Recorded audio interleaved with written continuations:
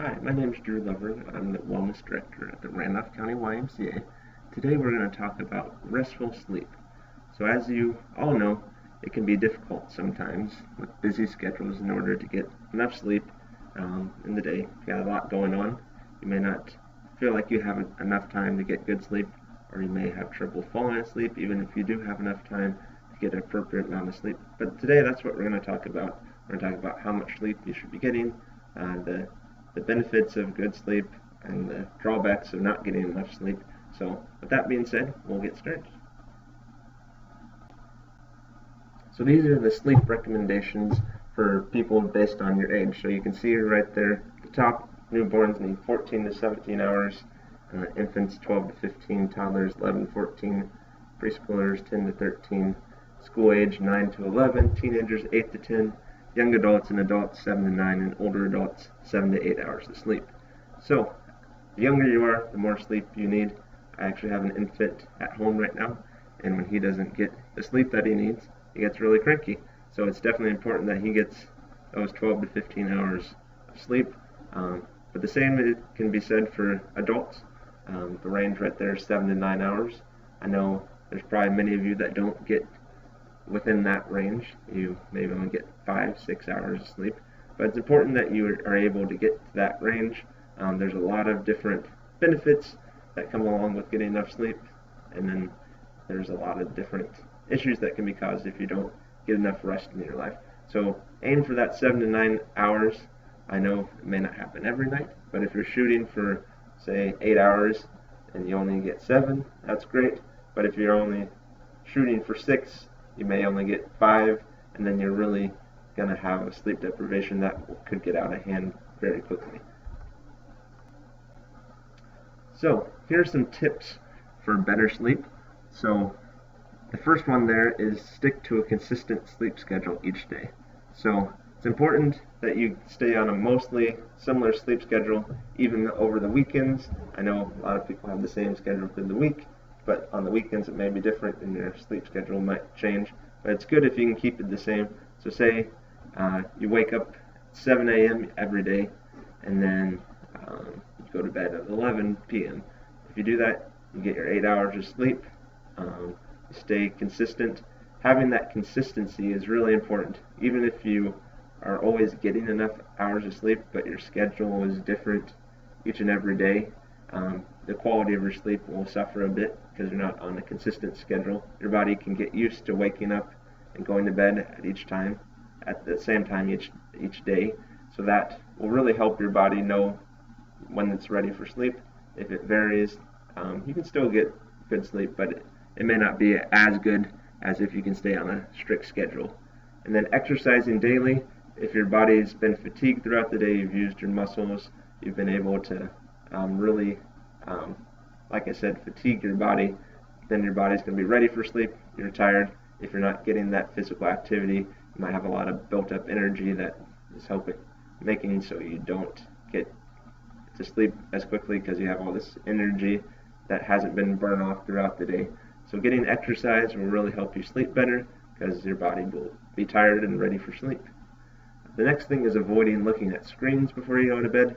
So if you're looking at a lot of screens, whether it be your phone, your computer, your television, those lights that you're looking at can really stimulate you or even overstimulate you, even throughout the day. But it's especially bad if you're about ready to go to sleep. It's going to take you longer to wind down for the day if you have that overstimulation from looking at screens. So try to not look at screens too much a couple hours before you go to bed. And then on the opposite end of that spectrum, you want to do calming activities before you go to bed. One of those could be reading. If you're going to be reading, I know there's a lot of ways to read on different devices that have screens, but you want to try to make it a paperback book, something that's not a screen. There's other ways that you can do calming activities that you can, it doesn't have to just be reading, it could be taking a bath, do yoga, whatever it is for you. You want to make sure that you can calm down before bed. You want to also make sure that you avoid taking naps. Not that you can't ever take naps, but if you're consistently doing naps every day, you may not be tired when you get to bed. if you do take naps, it's recommended that you only take naps for about 20 minutes. Little power naps will help you be able to still be able to sleep at night. So those are a few tips for better sleep. Move on to the effects of sleep deprivation. So there's short-term effects as well as long-term effects for sleep deprivation. The short-term effects are drowsiness, reduced alertness, impaired judgment, increased stress, and higher risk of accidents. So these are all things you don't want in your life. But if you have a bad week, bad couple weeks, or even a bad month of sleep, these are some things that will happen. But if you're able to get back on your sleep schedule, then you will be able to come back from these effects. They should go away pretty quickly once you return to your sleep schedule. However, the long-term effects of sleep deprivation, high blood pressure, obesity, diabetes, heart disease, even depression, these are things, this could be after years of sleep deprivation. These are things that are going to stick with you even if you get back to a regular sleep schedule. It's going to take a lot of work to get to overcome these issues.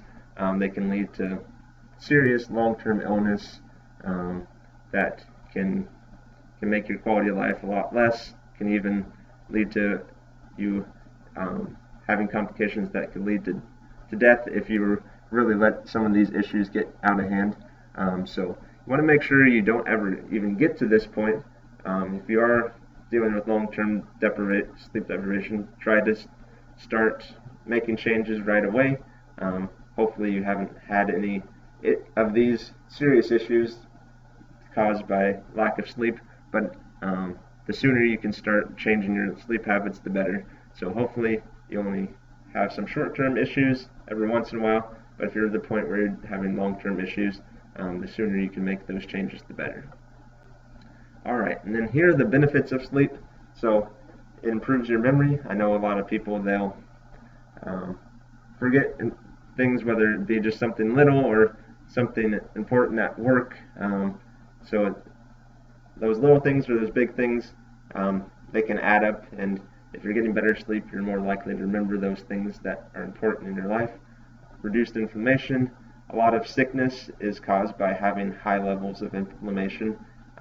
So some of the long-term effects that we talked about, diabetes, heart disease, a lot of those issues can be caused by having a lot of inflammation in your body. So if you're sleeping more, that should be reduced. You're more attentive, improves your body composition. If you're able to have a lower body fat percentage, lower weight, that will help you with some of those health issues that we talked about on the last slide. So just getting enough sleep can change your body composition. It will lower your stress, decrease depression. If you have less stress in your life, you're probably less likely to be depressed. You have clearer thoughts, more creative. So a lot of us maybe have positions that we have to be able to think outside the box, be able to think clearly in order to come up with ideas that can help benefit our company, or it could be at home with your family. If you're able to be more creative, you can interact better with your kids, with your spouse, your friends, whoever it is you're interacting with. Having clear thoughts, being more creative, it will help you have a better quality of life and a healthier life. So lastly, we're going to talk a little bit about implementation. So you want to identify areas that you can improve. So some of you may be only getting 6 hours of sleep, 4 hours of sleep, whatever it may be. You may need to increase the amount of sleep that you get, or maybe you're getting that 7 to 9 hours of sleep each day, but you need to improve your quality. You may not be sticking to that schedule every day, or you're just looking at screens before you go to bed. You could improve your quality. So figure out what you can do to improve your sleep schedule, be able to sleep better, and set some goals. But you want to make sure that your goals are realistic and specific. So you need to, if you're only sleeping 4 hours each night, and you decide you're going to set a goal to sleep 8 hours the next night, you may be able to do that, but it's probably going to be pretty difficult because that's doubling the amount of sleep that you normally get. So you maybe want to shoot for 6 hours and kind of work your way up, and make sure you, like I said, make it specific say how much sleep you're going to try to shoot for, what you're going to do to get better quality sleep. So this should really help you be able to improve your sleep schedule, and if you can really stick with it, it's going to help you get all those benefits that we talked about and avoid those negative consequences of the sleep deprivation. So I hope you guys have been able to take in a few things that can help you get better quality sleep, and that you're now motivated to do that, to make time for it. I know with busy schedules it's really difficult sometimes to get enough sleep, but it's really important to make it a priority. So thank you so much for listening to this presentation. I hope you all have a great rest of your day. Thank you.